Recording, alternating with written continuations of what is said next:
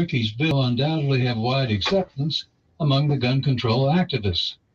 This is probably known as the moderate gun control solution, the radical one being a ban on possession of firearms and their progressive confiscation without compensation, like a harmful substance. Can you imagine what the founding fathers would have thought if in old colonial America the British overlords had at their disposal a list of every firearm owned by every American? They would do what they actually tried to do at Lexington and Concord in 1775, send a regiment of soldiers out to seize the weapons and ammunition stored by the Patriots to take up when British tyranny became unbearable, as it soon did. That's why they installed in our Bill of Rights and Second Amendment. And it's Vermont. The box score says 0 field goal attempts in the fourth quarter for Tatum. What really happened here was 6 free throws, 2 travels that were terrible. He had a bad pass to Butler, so it's kind of 3 turnovers there. He also lost the ball that was recovered by Jaylen Brown in the layup, so you could argue it's 4 turnovers. Horford was trying to pass back to him 1. That was another turnover.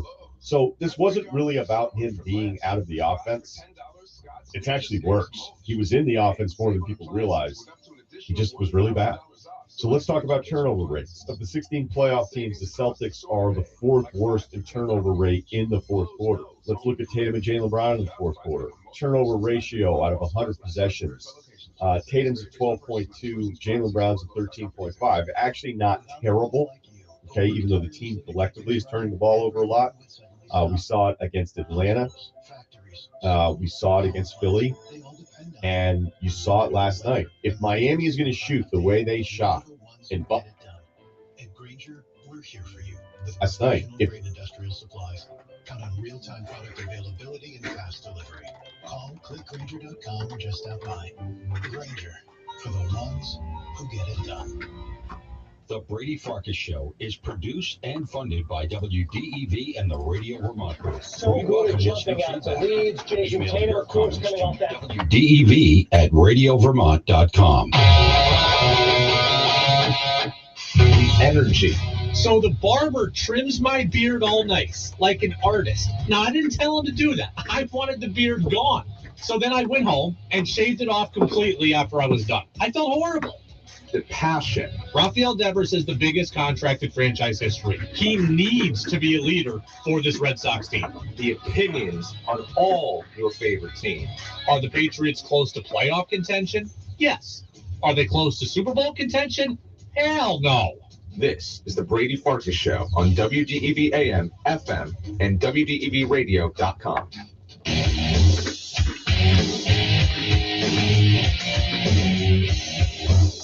What's up, everybody? Happy Thursday here on the Brady Farkas Show on WDEV AM and FM and WDEVradio.com. Finally, we get to say it. A full show, all 90 minutes. We're up until 7 o'clock today.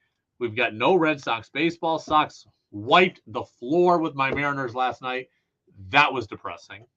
But for me, at least, good for the Red Sox. We'll talk about that a little bit. We got Buster Olney joining us today. He'll join us in the 6 o'clock hour, about 6:25 or so.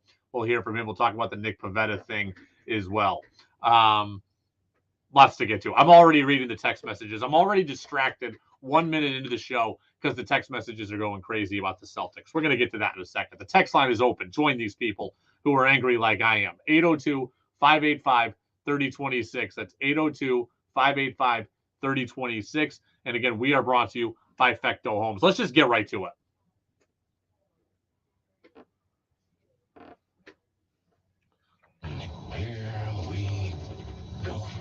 The opening thoughts on the Brady Farkas Show are brought to you by Sticks and Stuff and by Swanton Lumber, Vermont's most complete, locally owned home center with locations in Enosburg, Derby, Middlesex, St. Albans, and at Swanton Lumber. They're online at sticksandstuff.com. At this point, it's laughable. Like, I want to come in and I want to yell today, but I can't bring myself to yell because at this point it's laughable how this keeps happening. I'm more in awe that this keeps happening than I am angry. The Boston Celtics just again found a way to lay an egg in a situation they should have won. It's that simple. The Boston Celtics yesterday choked. Make no excuses. Put it all out of the table. Show me your cards. The Boston Celtics choked. And I don't usually say that. That's not a phrase I use lightly. Yesterday, the Boston Celtics choked. Okay? The Boston Celtics had no reason to lose to the Miami Heat. I told you all along, the Miami Heat cannot beat the Boston Celtics based on talent. The Miami Heat can only beat the Celtics based on the Celtics' lack of effort and lack of focus. And that is what we saw in the third quarter yesterday. Look, the Celtics proved to us for 3 quarters they have what it takes to be a championship caliber team. Okay, you look at the box score yesterday.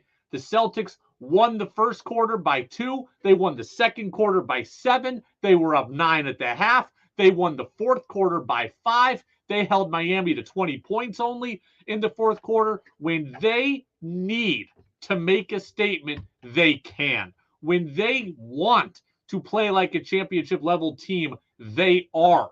They were up after the end of the first. They were up 9 at the half. They closed the half great. They closed the game well in terms of winning the fourth quarter. But as good as they are, as good as they can be, as good as they showed to be for 3 quarters yesterday, they are also prone to that one bad quarter, that one bad stretch that undoes it all. And I keep waiting for that to not be an issue, and it keeps being an issue. It is laughable at this point that the Celtics keep doing this. The Miami Heat, with one current All-Star and a bunch of undrafted pieces and a bunch of bit pieces, scored 46 points in the third quarter yesterday. They hung nearly 100 in 1 quarter. It was the highest scoring quarter for the Heat in any postseason game in their history. The Miami Heat have been around for more than 30 years. They've never had a playoff quarter with more points than that. Not when they had Dwayne Wade, not when they had LeBron, not when they had Shaq, not when they had Alonzo Mourning. It was yesterday, and they did it against you on your home damn floor. How does that happen?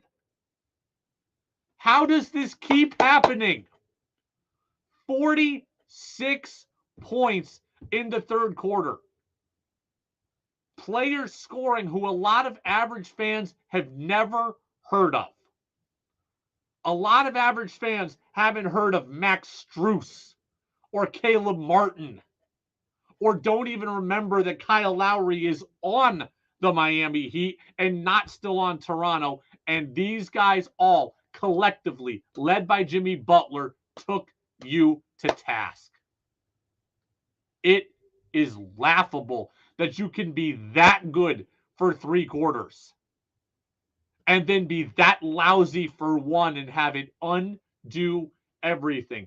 Celtics won the first half by 9. They won the fourth quarter by 5. They won the 3 quarters by plus 14, and they still lost the game because the third quarter they were outscored by 21. It's embarrassing at this point that this is a thing, that this is the narrative, that this is who the Celtics are. Like, the Celtics are the but team. The Celtics are great. They have a lot of talent. They've been to the playoffs a bunch. Yeah, but they can't finish. Yeah, but they're not always there. Yeah, but they're not always engaged. Did you hear what Jaylen Brown said after the game? Jaylen Brown talked about what happened after halftime, a.k.a. what happened in the third quarter. Always is a decision. Just come out and play a different mentality, and we came out too cool. Like, it was just almost like we was just playing a regular season game. Like, it's the Eastern Conference Finals. Like, come on, we gotta play with more intensity than we did today, and we just gotta be better. How is that a thing? Jaylen Brown says we came out too cool. No. You come out too cool when it's November 9th and you're playing the Charlotte Hornets. You come out too cool when it's January 3rd and you're playing the Portland Trail Blazers and Damian Lillard's on load management. You come out too cool when it's the day before the All-Star break and everybody's got senioritis and is ready to go home for a couple of days. You don't come out too cool in the Eastern Conference Finals in Game 1 on your home floor. The Boston Celtics have been there, and that's another reason why this is so frustrating. I will give you a pass occasionally if you are a team with no experience, like the Sacramento Kings, right? I watched a lot of Kings games this year. Kings hadn't been in the playoffs since, 2006, I think. If the Kings got up big at the end of the first half and then came out relaxed and then got punched in the mouth, we might just be able to sit here and say, you know what, that organization hasn't won a lot. They haven't been there. They don't know how to close. They don't have a lot of playoff experience. We can maybe write that off. That is not what happens with the Boston Celtics. The Boston Celtics have been to the Eastern Conference Finals 4 times in 7 years. Jaylen Brown's been to the Eastern Conference Finals 4 times. Marcus Smart's been there 4 times. Jason Tatum's been there, I believe, 3 times. Al Horford's been there. Malcolm Brogdon's played deep into the playoffs before. This is not some team full of rookies and 21-year-olds without experience that don't know what it takes. All of these guys know what it takes. All of these guys have been there when it works. All of these guys have seen the heartache of losing the championship on your home floor too. It should not happen to this group, and it shouldn't happen consistently. It's one thing to do it against Memphis in November or Charlotte in December. It's one thing to do it against Portland in January. It's one thing to do it against Oklahoma City in February. It's one thing to do it against Orlando in March. This is the Eastern Conference Finals.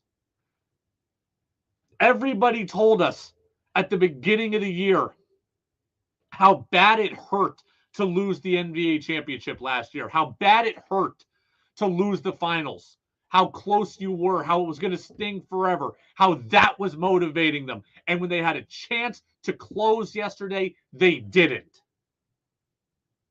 Those words just ring hollow. I thought you were motivated all year by last year's failure to get back to this point, and you blew it. It doesn't mean the Celtics are going to lose the series. It doesn't mean they can't win it. In fact, I still think they're going to. But that doesn't excuse this.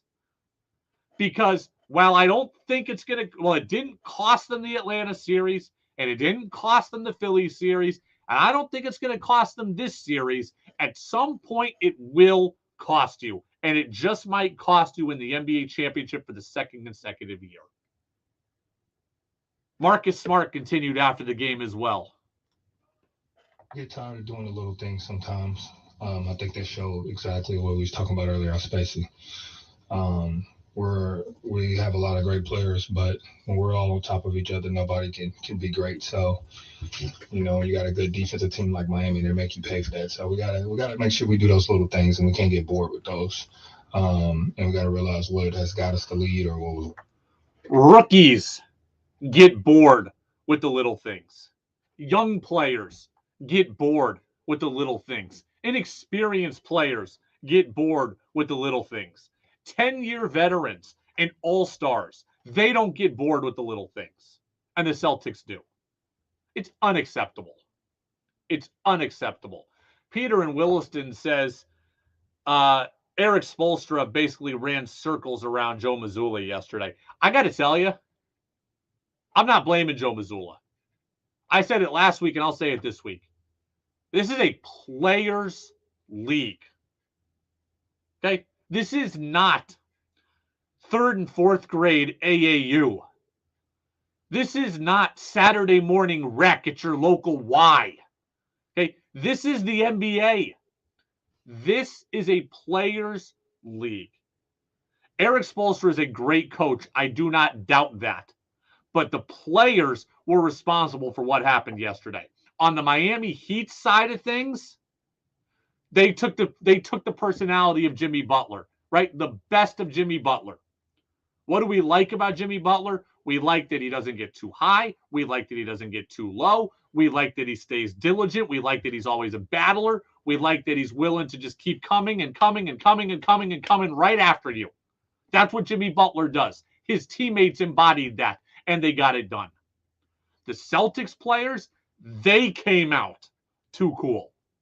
They turned the ball over.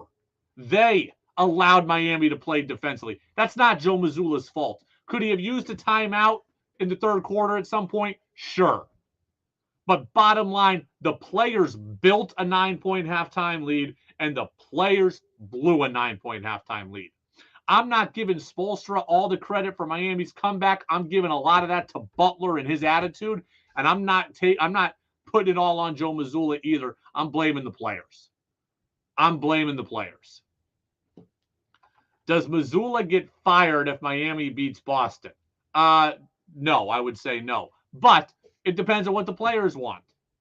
If the players want him fired, they'll probably fire him. If the players don't want him fired, then they probably won't. I would say it's not going to happen. But nonetheless, I'm not there yet. I think the Celtics are going to win this series. You look at the underlying metrics. Look, Miami hit 16 threes yesterday. Do I trust they're going to hit 16 threes again? No, I don't. At least not 3 more times in the next 6 games. They hit 16 threes. Look at everything else here. On the rebounding front, Celtics were pretty much even on the glass. Assists, Celtics had more.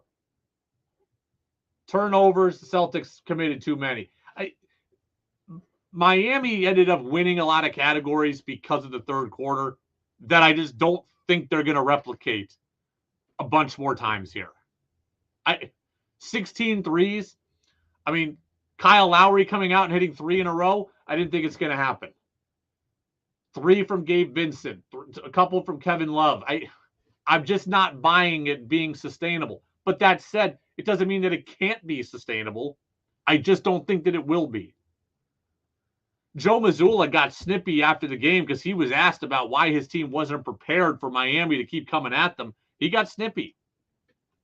We played harder than them in the first half, and then they outplayed us for 1 quarter. So we were prepared for it. We had the right mindset heading into the game. No, we had the right mindset heading into the game. We played harder than they did, and we were prepared. And we did a great job. It made all the difference, right? It did, but we were prepared, and then we let go of the rope. And so there's 2 storylines here. It's one, we were ready to play, and we had a great job executing on both ends of the floor in the first half. And it's about the consistency of they're going to continue to play. And so we have to be prepared for when we do outplay them, that they're going to respond and we have to respond. And so we were prepared. We just let go of the rope. Joe Mazzulla got defensive, and I don't blame him because the question was meant in an attacking nature. Why didn't you have this team ready for them? Joe Mazzulla had them ready.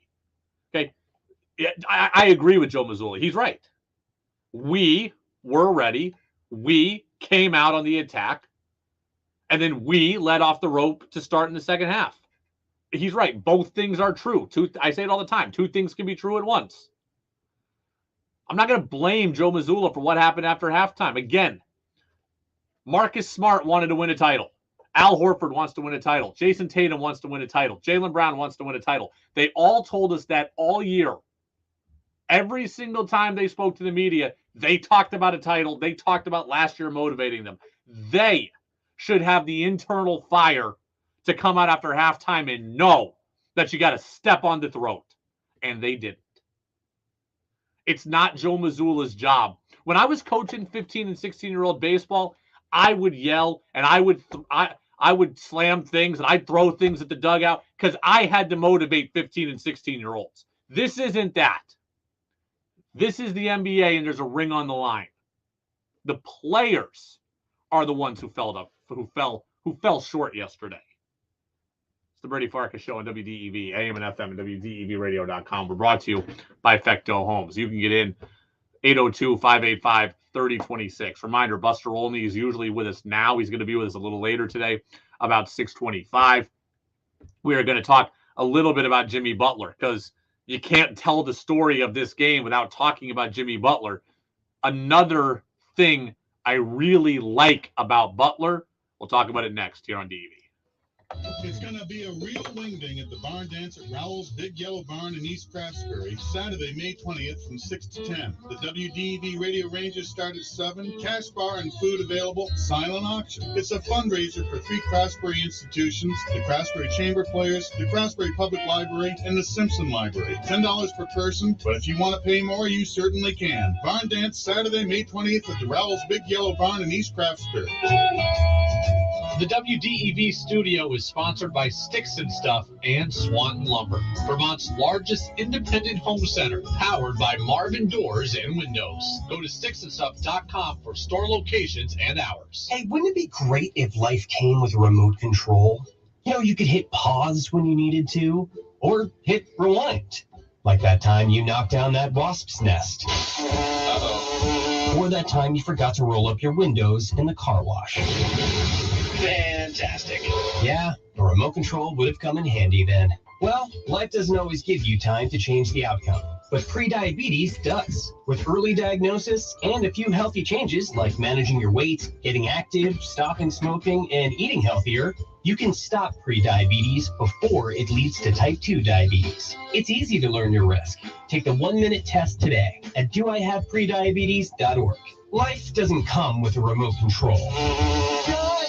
So you're on your own with the wasps. You have the power to take control of prediabetes. Visit doihaveprediabetes.org today. That's doihaveprediabetes.org. Brought to you by the Ad Council and its prediabetes awareness partners. 211 makes a difference in the lives of thousands of Vermonters each year. Do you need help with a utility bill, housing, food, job training, veteran services, or dealing with an emergency or crisis? Call 211 today or text your zip code to 898211. Our specialists will help you navigate and connect with resources. Call or text 211 today. Help is available 24/7. Vermont 211, a program of United Ways of Vermont and supported generously by the Agency of Human Services.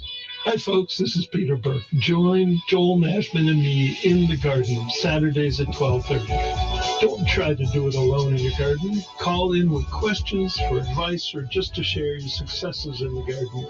Brought to you in part by The Willie's Store, family owned since 1900 in Greensboro. Colley Construction, Gregory Drive, South Burlington. One call does it all. And your locally owned Montpelier Agway, East Montpelier Road. Your chance to be part of the show is on the text line at 802-585-3026. Now it's back to the Brady Farkas Show on WDEV AM, FM, and WDEVradio.com. I'm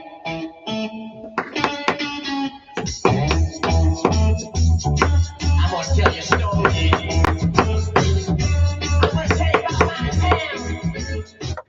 Welcome back in, Brady Farkas Show right here on WDEV AM and FM, WDEVradio.com. Actually, before I get to Jimmy Butler real quick, I want to play back this clip from Ryan Russillo, our buddy here from the Ringer, UVM product, was talking about the Celtics, was talking specifically about the fourth quarter, not even the third quarter, but all the turnovers the Celtics had in the fourth, and they had a bunch of them, and I'll outline some of that for you in the next hour. But here's Russillo talking about the end of the game.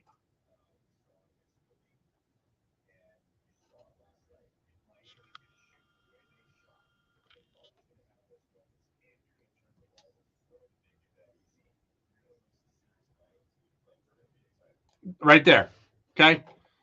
Celtics turned it over a bunch in the fourth quarter.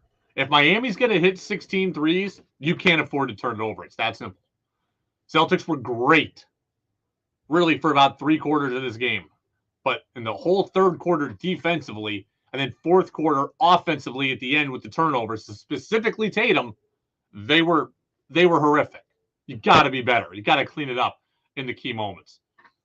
The other thing I want to ask was, do any of you have YouTube TV as your cable, right? You've cut the cord. You don't do Comcast. You don't do Xfinity. You have YouTube TV streaming. I have YouTube TV streaming.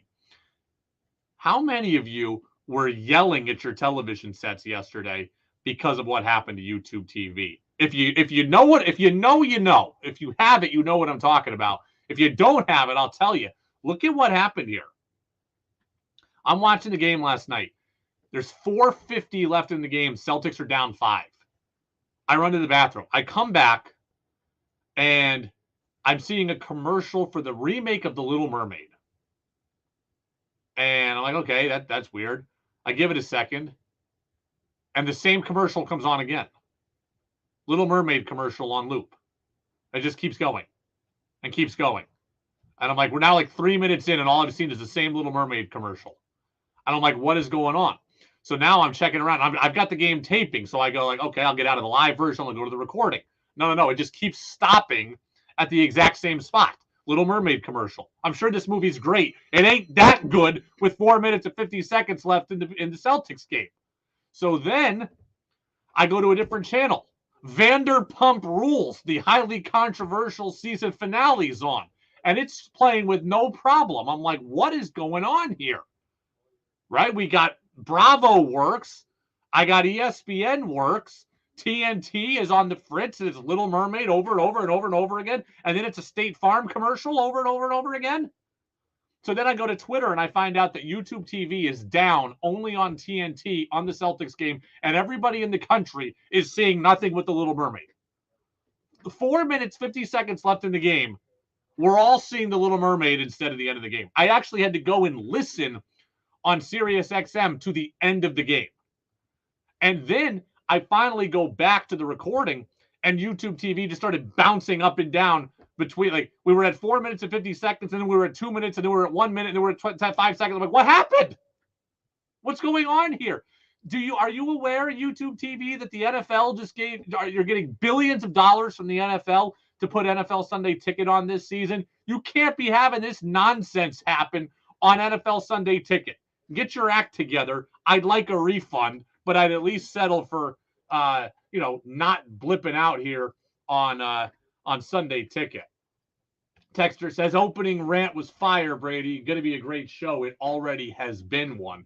I wish I had mentioned YouTube TV at the top. It wasn't until I looked at my Twitter history and I remembered that YouTube TV did this to me. I was so scarred from it last night. It was ridiculous.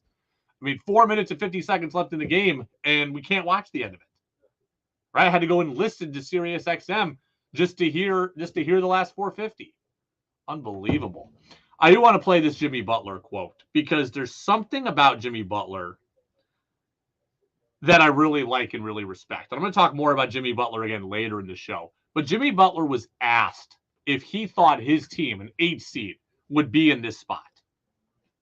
Did, damn right we did. And the best part about it is we still don't care what none of y'all think. Honestly speaking, we don't care if you pick us to win. We never have. We never will. We know the group of guys we have in his locker room. We know that Coach Poe puts so much confidence and belief in each and every one of us. Coach Pat as well. And so our circle's small, but this circle got so much love for one another. I love that about Jimmy Butler because Jimmy Butler doesn't care who his teammates are. Jimmy Butler just loves his teammates regardless of who they are. We see so often in the NBA, guys have to team up. Guys don't like their current. Like, look, Embiid the other day says, Harden and I can't do it alone. You guys basically aren't good enough. That's what Embiid says the other day. LeBron's got to team up. Anthony Davis has got to team up. Kawhi's got to team up. Paul George has to team up. Everybody in the NBA has to team up. Durant's got to team up. Kyrie's got to team up. Everybody needs a Batman to their Robin. Everybody needs a Three Musketeers or a dynamic duo. Everybody needs the best player they can play with. And Jimmy Butler's out here, man, like, roll the ball out. I don't care who my teammates are. We're going to get the job done. That is a rare quality, and I love it. Jimmy Butler plays like he's played at the park, and he's on the court at 9 a.m. in the summer, and he's like, you know what? I don't care who I play with. We're going to stay on this court all day long, and you're not going to stop us. I have a huge respect for that. A huge respect for that. Will in Plattsburgh says that's what the C's are missing, Jimmy Butler's attitude. That's what I think most teams are missing, is Jimmy Butler's attitude, at least consistently, right? Let's be fair. Jason Tatum showed us in Game 7 he's got the killer instinct. He's got the ability in him. We've seen Jaylen Brown in the finals last year against Golden State. I think it was Game 1. he's got the killer instinct also. These guys have it in them. They've got that dog in them, as they say now. Jimmy Butler has it in him all the time, though, and it never goes off. Jason Tatum has showed that it's in there. Jaylen Brown has showed that it's in there, but it's not there all the time. With Jimmy Butler, it is ever present. It is always present. It is just part of the fiber of his being, and it is a rare quality. Not everybody has that intensity all the time. Jimmy Butler's got it. Okay, I saw him compared to Kobe Bryant earlier, not so much in skill level, but in attitude. Yeah, that's pretty fair. Kobe was stone cold. Jimmy Butler is stone cold. The difference is that Kobe was one of the best players on the planet. So when he was stone cold, I mean, you got what you got. Jimmy Butler is he's a very good player, and in the playoffs, he's great. And he raises that level, or he raises everyone to that level with him. But I love that quote about his teammates. It's like, look, man, we're missing Tyler Hero. He's out. So what? We're missing Victor Oladipo. So what? We're missing a good young player in Hero. We're missing a good veteran player in Oladipo. I mean, I don't care. I feel like Jimmy Butler truly thinks he could take me, George Thomas, and intern Tristan out on the floor and think that he's going to win the game. Like, that is what he thinks. And that is something that not a lot of people have, and I have immense respect for it. The whole league wants to team up. And Jimmy Butler's like, man, just give me 4 other bodies out here, and we're going to make it happen. And last night he did. We'll talk more about Butler. We'll talk more about the Celtics in the 6 o'clock hour. I need a break from them. We'll get to baseball. Red Sox make a big decision last night. I'll tell you my thoughts and why I agree with it. That's next on DEV. This is WDEV, Vermont's news station, owned and operated by the Radio Vermont Group. From the top of Sugarbush, 96.1 FM, WDEV Warren and Waitsfield, 96.5 W243 Barrie, 98.3 W252 CU Montpelier, along with our founding station, AM 550 WDEV Waterbury Montpelier, streaming at WDEVradio.com. 91 years of serving Vermont, the friendly pioneer, WDEV. This is CBS News on the Hour, presented by What are you thinking? Indeed.com. What are you picking up? Rick's in New York. What do you mean? A scary situation. You're listening to the show, right? Oh, yes. Oh, my God. That mermaid that ran at me. Terrible. That was funny. That was really funny. I think I usually have the radio on in the background. I do stuff. I tune into it. And I don't listen to sports all that often. But listening to you rant like that is actually like I can listen to that. So as a non-sports person, like I can see. Are you finding it either entertaining or informational? Yeah. Oh my God, yeah. Okay. So I like classical music, but like I'd rather not do that. I can listen to this. Are you seeing about talking about having strong opinions? Oh yeah, right. You can see the tree. My curiosity is where I don't mean I'm trying to do it, but where is the line not? Like how opinionated can you? You do not want to ever get personal. Okay. I don't want to say that guy sucks. Yeah. And he's a piece of blank, and they need to trade him for a bag of balls. Yeah. I have no desire to ever see that guy again. He doesn't deserve to play basketball. Right. Right. You don't want to personally attack people. But you can say like, oh, he's having a terrible season, like he should be traded or something like that. You can say like, just tell the truth, but do it respectfully, right? Like I can point to it and say that guy didn't play well, right? That guy's having a terrible year. That guy had a terrible game, and how do I know that? Well, he's 0 for 10. Yeah, right. This guy, you'll kind of see that in the next segment. That's what I like is like even if someone I kind of just want to talk about like color theory. If they're passionate about it, like how you are, I can listen to that. So you just have to be opinionated, but you don't want to be personal. Yeah, okay. You don't want to personally attack. Right. So, at the end of the day, all these guys are in the NBA. They're all better than me. So, no, I get it. I did basketball in high school. I get it. So it's not like you don't want to personally attack people. Yeah, but you're also it's a show. Not we're doing the NBA is also a show in a sense. So they're putting on you're the audience. You get to have an opinion. Yes, I just don't get personal. Yeah, right. I wouldn't get personal with somebody's acting either. Right. So, and then certainly don't want to ever go into racial, political. Of course, that's all out. Right. The band played for picketers outside of Paramount Pictures yesterday.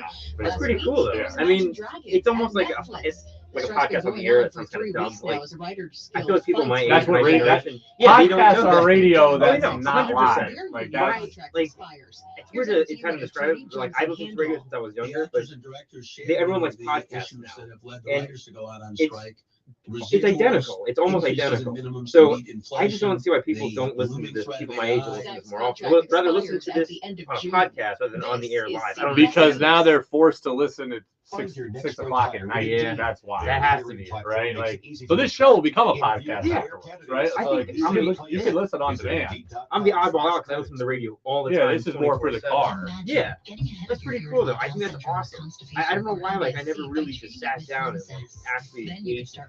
You know? Well, good. I'll talk about more to go. Oh, I can stick around for like 10 minutes. I'm actually really invested. All right, that's fine. I'll bounce out of here then. It's not a laxative. It's a once daily pill that helps you get ahead of your symptoms. It's proven to help you have more frequent and complete bowel movements and helps relieve overall abdominal symptoms, belly pain, discomfort, and bloating. These symptoms were studied in combination, not individually. Do not give Linzess to children less than 2. It may harm them. Do not take Linzess if you have a bowel blockage. Get immediate help if you develop unusual or severe stomach pain, especially with bloody or black stools. The most common side effect is diarrhea, sometimes severe. If it's severe, stop taking Linzess and call your doctor right away. Other side effects include gas, stomach area pain, and swelling. Imagine what could relief from IBS-C mean for you. Talk to your doctor and say yes to Linzess. Learn more at linzess.com or call 1-800-LINZESS. Coffee fans are fuming again over changes. The latest brouhaha at Starbucks is over the shape of the ice. In some locations, the chain is switching its classic square cubes to smaller, more dense nuggets, similar to crushed ice. Some fans are furious. One Redditor says the new nuggets will melt faster, dilute iced coffees and the sweetness. Others are worried it'll ruin the texture of their frappuccinos. But Starbucks says it's conducted tests and the melting time is the same. Earlier this month, customers were miffed when they found out the company would begin charging $1 extra if you ask for no water in your fruity refresher. Deborah Rodriguez, CBS News. Oh, I love to be an Oscar Mayer winner. Another change for Oscar Mayer. After nearly 100 years, the Wienermobile is changing its name to the Frankmobile. It debuted back in 1936, but still travels the country today. Monica Ricks, CBS News. Make your opinion heard by texting onto the Brady Farkas Show at 802-585-3026. Now it's back to the Brady Farkas Show on WDEV AM, FM, and WDEVradio.com. Welcome back in, Brady Farkas Show right here on WDEV AM and FM, WDEVradio.com. Buster Olney going to be with us about 6:25 today, a little later than usual. Again, talk baseball. We're going to talk baseball for the next half hour or so. I need a break from the Celtics. My blood pressure needs to come down a little bit, but we will talk about the Celtics again at the end of the show. This goes to show you the generation gap that exists in this world. Intern Tristan just came in here. Intern Tristan is a young guy, just graduated from college. Congratulations to him. He comes in and says, this radio thing's pretty cool. And he's like, it's kind of just like a podcast. Like, Tristan, do you know what a podcast is? Podcast is exactly what I'm doing here, except it's not live. That's what a podcast is. Podcast is radio that's not live and doesn't feature as many commercials. But you know what? They put commercials in podcasts now too, believe it or not. So yeah, it's pretty cool. You know, it's like just like a podcast. No, podcasts are just like radio.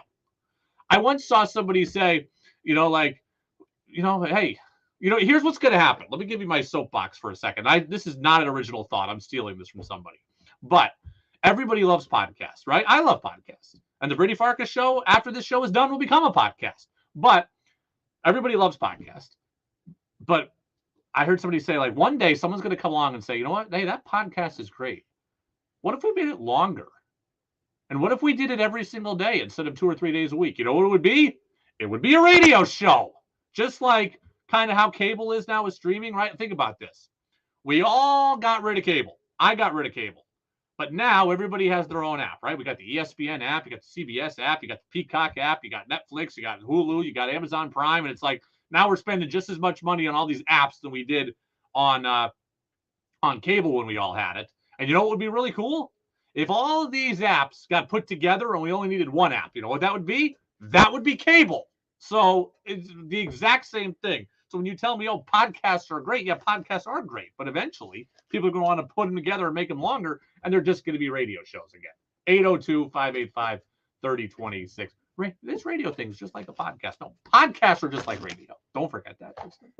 All right, Red Sox. I really don't want to relive last night. It was horrible for me. The Mariners just got whitewashed. Red Sox, good for them. 12-3 victory. They get a 2-game win streak now going out west into this big West Coast swing where they will take on the San Diego Padres. Red Sox made a move yesterday, a move that we talked about. They have officially moved Nick Pivetta to the bullpen. And the Red Sox were operating with the 6-man rotation. They've moved Pivetta to the bullpen. I am a little bit surprised, right? I'm a little bit surprised. Red Sox right now had 6 starters for 5 spots. I thought the Red Sox early would take the path of least resistance and send Bayo to AAA. I thought Pivetta was going to last in the rotation for a bit longer. I thought Bayo was going to go to AAA. I thought when Whitlock came back that Pivetta was likely going to go to the bullpen, right? That's what I thought. But they moved Pivetta to the bullpen early. 2 things here. One, I think this is really good for the Red Sox, right? Looking at this from the Boston Red Sox only perspective, I think this is the right move. One, I want to see more Brayan Bello, right? Brayan Bello is young, 23 years old, most exciting young pitching prospect you have that's major league ready. I want to see him grow, and I want to see him grow here. When Bello, if Bello is good, the ceiling for your rotation is that much higher. It's higher than it is with Pivetta. So I want to see more of Bello. So that's good for the Red Sox. And 2, I think Nick Pivetta can be a very good reliever. A very good reliever. Everybody talks about going towards the trade deadline and trying to acquire bullpen help. I don't know that the Red Sox are going to need that because I think Pivetta is an excellent bullpen addition. Look at what Nick Pivetta is. Nick Pivetta throws 94, 95 miles an hour as a starter. If he goes to the pen and has to throw 1 or 2 innings, he's going to throw 96 or 97. He's going to be a hard-throwing, violent reliever. He also has an excellent curveball. Relievers tend to have 1 or 2 excellent pitches. I think a 96, 97 mile an hour fastball and his curveball, Pivetta absolutely could be an excellent bullpen addition. And I want to see him be a high leverage guy. I want to see Pivetta pitching in the 7th inning. I don't want this to be like, well, we bring him in for the multi-inning thing when we're down 6 runs. I don't want to see that. I want to see Pivetta pitching when it matters because I think he's got the stuff and I think he's got the demeanor for it. We see the intensity when Nick Pivetta pitches. He's a bit of a lunatic out there, and I mean that in a complimentary way. He gets fired up. He cares. He's invested. He pitches with a lot of adrenaline. He pitches with a lot of anger. That plays in the bullpen. That works in the bullpen. 2021 playoff run, ALCS, Pivetta, excellent in the ALDS against Tampa, excellent in the ALCS against Houston. Was in the bullpen on the way to the playoffs. We've seen him do it. Heck, Tom Caron of Nesson told us multiple times last year that he wanted to see Nick Pivetta be the closer of this team. He's got that kind of attitude. He's got that kind of stuff. So for the Red Sox perspective, I am down with this. When Whitlock comes back, we'll see what they do. I'd probably be more down with Houck going to the pen and Whitlock staying in the rotation with Bello. I don't know what they'll do. They might send Bello down, but I'd rather see Pivetta in the pen, Houck in the pen, and Bello and Whitlock in the rotation. But for the Red Sox, to me, this is a good move. This is a good move for them. They've acquired a good reliever. And Chaim Bloom spoke about that afterwards yesterday, after this decision was made. He knows obviously can have success out there. Obviously, for us, our experience of Nick in the bullpen is electric. There's obviously different circumstances to clinch a playoff spot, to go do it in the postseason, but that's our experience of him out there. He knows we have a lot of belief in him, and he's seen it just like everybody's seen it, that you put a starter out there, and you're not putting him in the witness protection program. You're putting him out there to leverage them and help you win. I hope the Red Sox use him in good leverage situations. Again, I don't want to see him pitching when you're down 8-4 in the sixth. I'm like, well, Nick can go eat 3 innings. No. If he's down there, I want to see him used in a way that's going to be conducive to the team.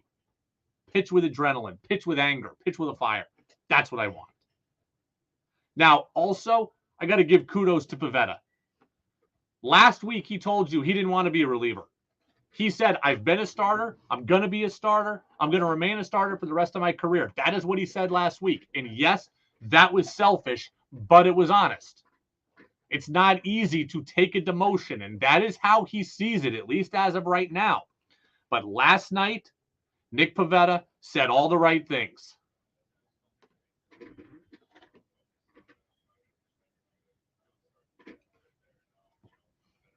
Bullpen no more, can help the team win. Good for him. It's not easy to swallow your pride. It's not easy to accept a demotion, and that is what starters see. When you tell a starter we're moving to the bullpen, that is how they look at it. They look at it as a demotion. They look at it like, man, I wasn't good enough, and these guys think I stink. And good for him for having a more team-first attitude. It's not easy, and I give him credit for that. Last week's answer was honest. It was selfish, but it was honest. Yesterday, there's a hint of humility. There's a guy who's willing to put himself out there for the team. And Nick Pivetta, this is not the last we've seen of Nick Pivetta as a starter. And not for the Boston Red Sox. I don't know when it's going to come, but I do not trust the Red Sox health. I don't. I don't trust that James Paxton is going to stay healthy. I don't know that they're going to keep Corey Kluber if he's got an ERA of nearly 6.5. Nick Pivetta, he might. I don't trust Whitlock's health. Okay, Sale's health. Nick Pivetta is going to start again for this team. He just needs to accept this role for now, be great at it, and he will be back. He will be back, but good for him for recognizing the team-first nature of it all. And because it's different than we saw last week. It's not easy. It is not easy.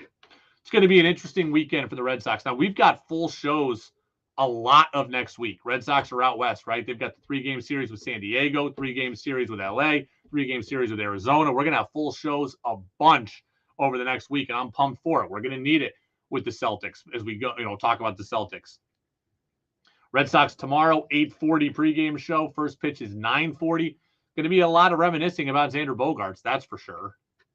The Padres, we're going to ask Buster about this. Like, the Padres are not very good right now. They're 4 games under 500. I mean, for a team that spent like they did, yikes. But it's going to be a lot of reminiscing about Bogey, see his relationship with Devers, see what he does with Cora. We're all going to be watching Bogaerts as he gets ready here to take on the Red Sox. Ray over in Warren says, spot on with your comment, Brady, about podcasts and streaming. That's great stuff. It's true. And again, it's not an original thought. But that's how I feel about this. Like, look, I cut the cord fairly early. I cut the cord like 3 years ago on cable, right? I got YouTube TV, so I got my streaming service there for cable. I've got the ESPN Plus app. I've got the Amazon Prime app. I've got Paramount Plus. I had the March Madness app. I got MLB TV.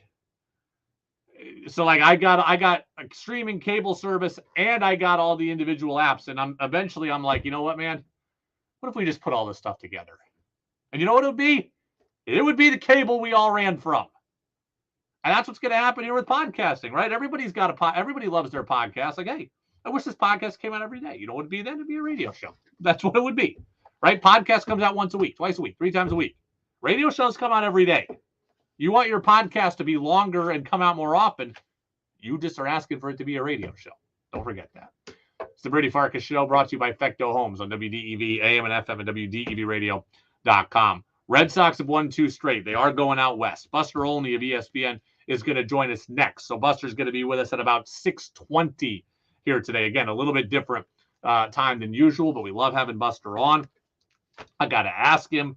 I'm going to ask Buster straight out about the Tristan Casas question from Sunday Night Baseball last week. I'm going to ask him about that. We'll ask him about the Red Sox. And I got a question I'm going to tie in on the Celtics to Buster Olney as well. Buster Olney, ESPN MLB Insider, Vermont native, with us next on the Brady Farkas Show, brought to you by Fecto Homes on WDEV. Calling all gardeners. Hay Farms plant sale begins the first